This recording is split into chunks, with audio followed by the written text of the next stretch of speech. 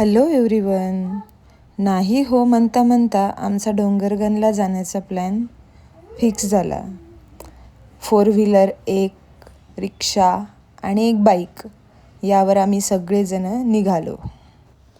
बाहेर रिमझिम पाऊस पडत होता, त्यामुळे वातावरण खूप सुंदर झालेलं होतं. अशा वेळी निसर्गरम्य ठिकाणी जाण्यात खूप मज्जा वाटते.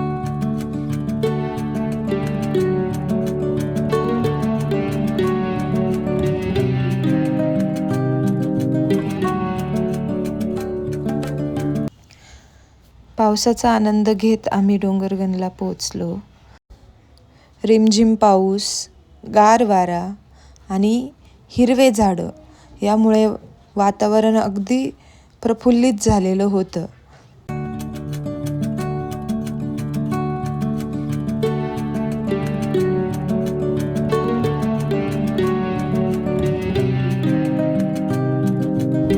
मंदिराजवळ एक कुंड आहे. त्यात मनात इच्छा धरून जर कॉईन फेकला आणि तो कॉईन त्या होलमध्ये गेला तर ती इच्छा पूर्ण होते अशी मान्यता आहे. त्यामुळे सगळ्यांनी कॉईन फेकून बघितले. बऱ्याच जणांचे कॉईन गेले.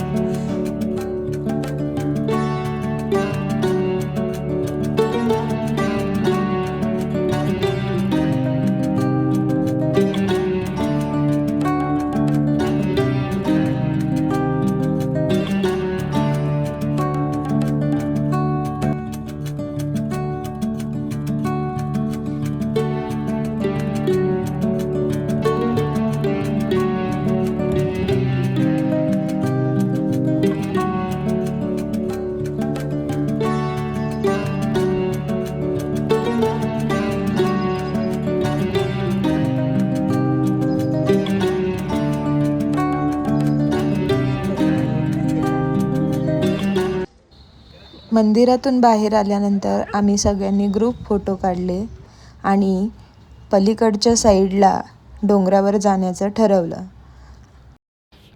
असे म्हणतात की राम वनवासाला चालले होते तेव्हा ते इथे थांबलेले होते, म्हणून तिथे सीतेची नाणी आहे.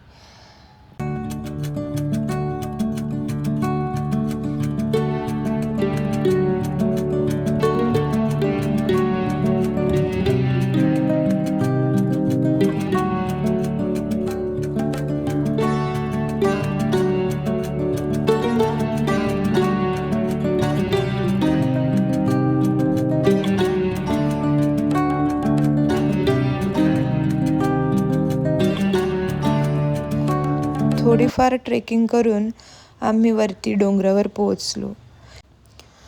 पावसाळ्यात या ठिकाणी खूप पाणी जमा होतं. सध्या पाऊस नव्हता तर कोरडीच जागा होती. डोंगरावर पोहोचल्यावर समोरचा व्ह्यू बघून मन अगदी आनंदित झालं.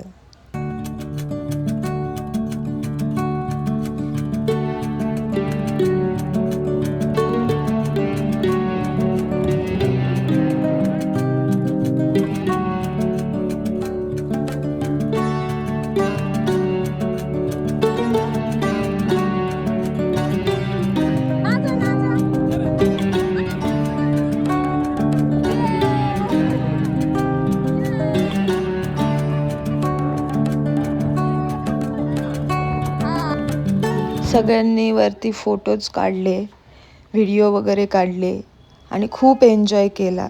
डान्स केला, मस्ती केली, मुलांनीही खूप एन्जॉय केला. त्यानंतर आमचा परतीचा प्रवास सुरू झाला.